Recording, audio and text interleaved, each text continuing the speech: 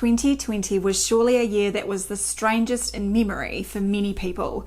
There was nowhere you could hide from corona mania as it became the most dominant topic on the news, social media, and everyday discussions. It would be unusual to hear someone say they were not affected by the mass phenomenon in a fairly significant way.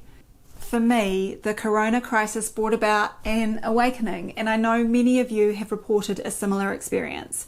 Personally, it led me to dive much deeper into my own profession and to think much more critically about what doctors actually do. I think that medicine as a whole suffered incredible damage to its reputation in 2020, with more people expressing distrust and confusion than ever before. How did the medical system get this way, and what have we got to show for something that continues to consume resources with an insatiable appetite?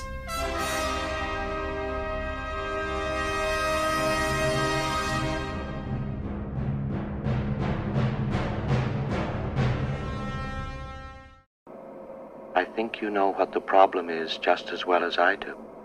Firstly, I don't think it was just the year 2020 that medicine lost its way.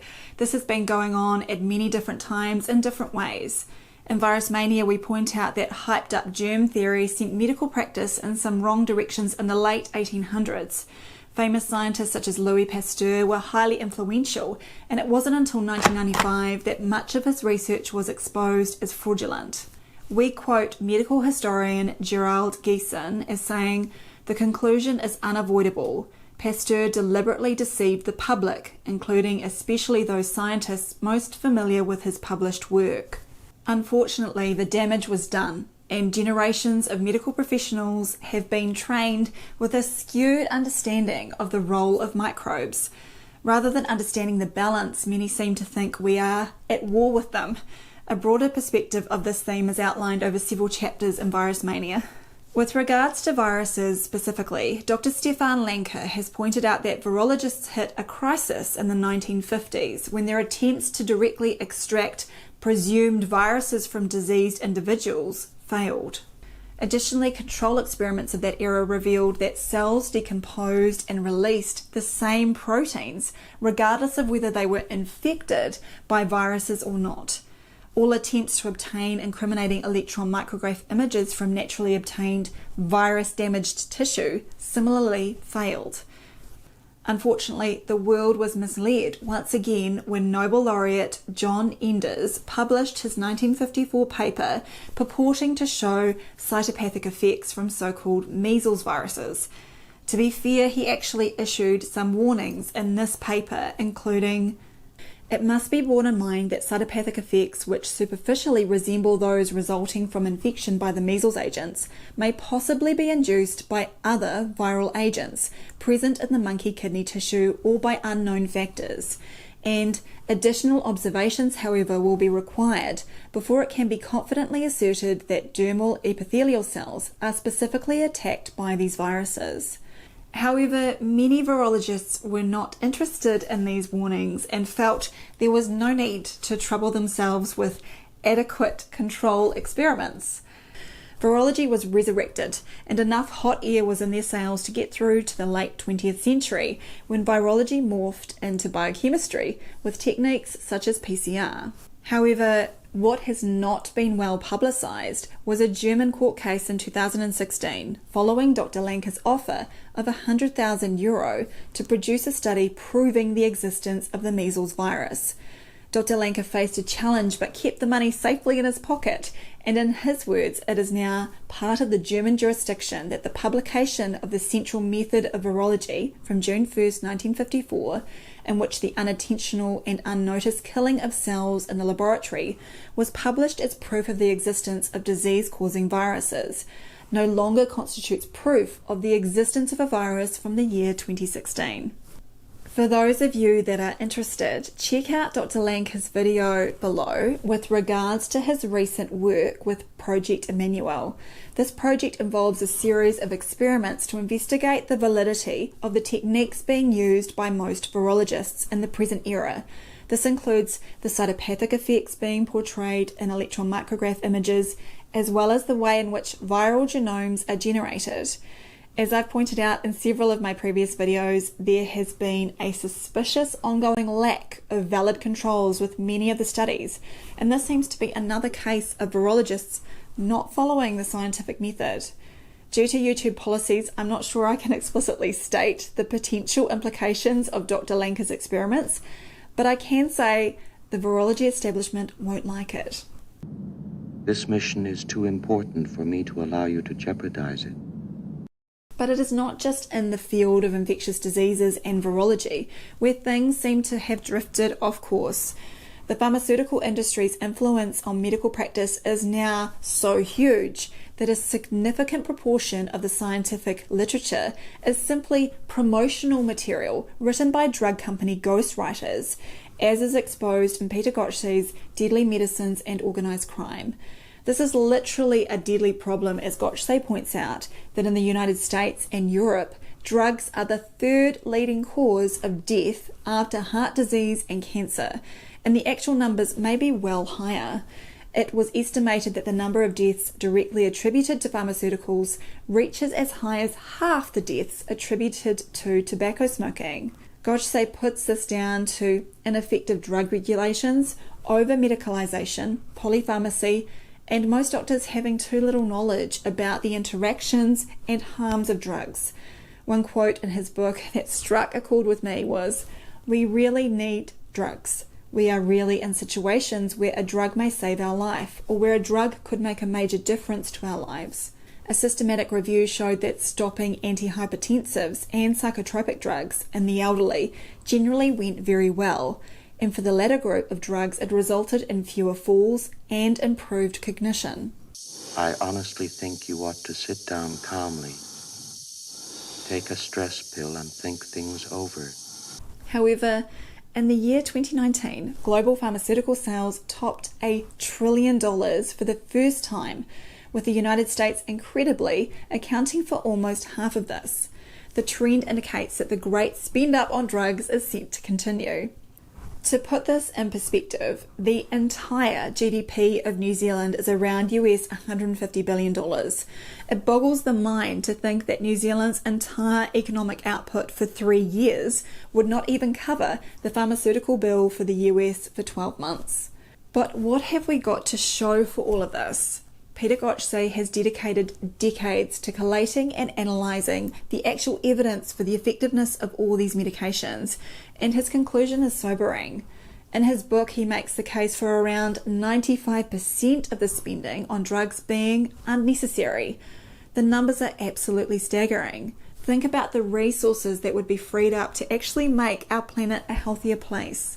Gotche was forced out of the Cochrane collaboration in 2018, and much of this has been attributed to the spectre of the pharmaceutical companies that influence almost every aspect of the medical industry. I'll put the link below that documents the crisis of the Cochrane collaboration and why the group is now likely to be far less reliable than they used to be with regards to the evidence behind vaccines and other pharmaceuticals. One of the parts that stood out to me was Cochrane has become too sensitive to criticism of the pharmaceutical industry, says one board member. They don't believe in democratic plural science, said one outgoing board member.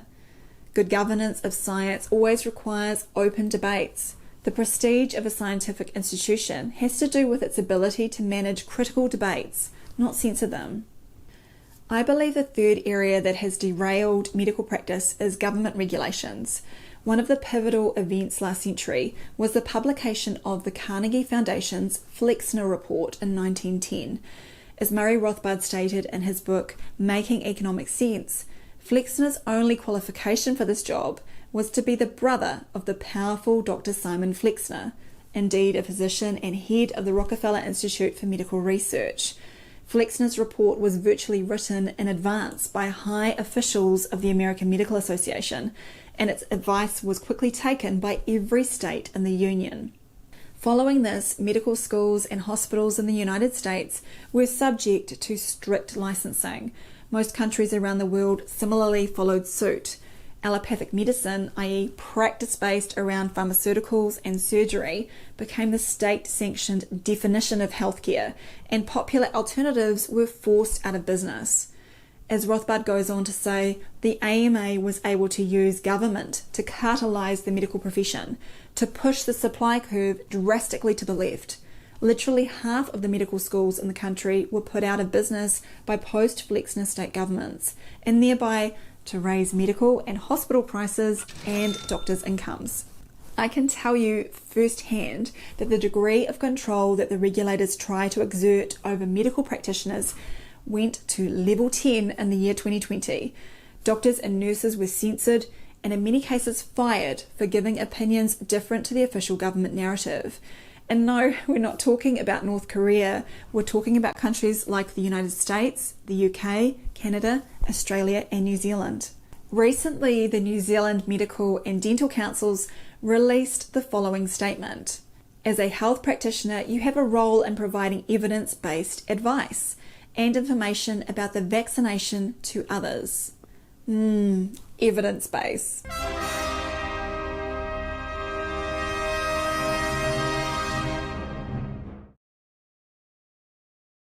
For the first time I can recall in my practicing career, they go on to suggest what we should do with our own bodies.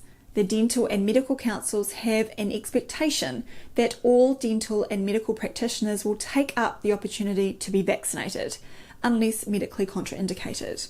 Have you any idea how much longer this cover story will have to be maintained? I don't know, Bill. I suppose it'll be maintained as long as deemed necessary by the council. After a lifetime of medical practice, Irish professor Seamus O'Mahony warned in 2019 that despite its global dominance, this medical industrial complex has given us meagre, feeble comforts at vast expense. Its chief concern is its own survival and continued dominance, and its ethos is a betrayal of the scientific ideals of the Golden Age. Similar to my own feelings, he believes that this has led to a state where medicine no longer knows what it is for. Unfortunately, politicians seem to think they know what medicine is for, and as they become increasingly unconscious, seem to believe they are bringing you health through even more regulations. Recently in New Zealand, we saw the introduction of some new legislation, and let's take a look at some of the terminology.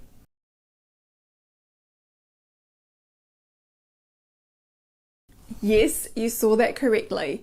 Administration of a commercial product to humans has made it into our legislation. What could possibly go wrong?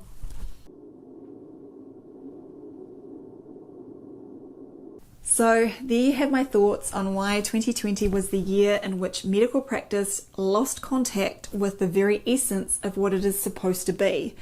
The combination of misplaced microbe theories, the unhealthy influence of Big Pharma, and the monopolised regulation of medical practice all coming together to bring most of us a total disaster. I know I've made some very poor decisions recently, but I can give you my complete assurance that my work will be back to normal. Now, obviously, there have been other corrupting influences, so keep the conversation going in the comments with your thoughts as to why medicine is in the state it's in, and more importantly, what can be done to rescue it.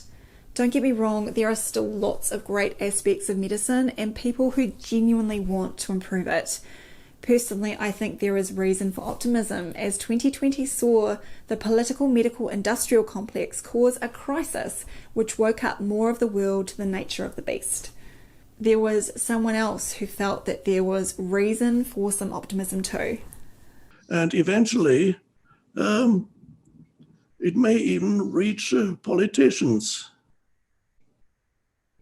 and media people. Eventually, even they may be destined to become conscious. To help sustain my channel in this time of censorship, please support my work on Subscribestar. Link is in the description.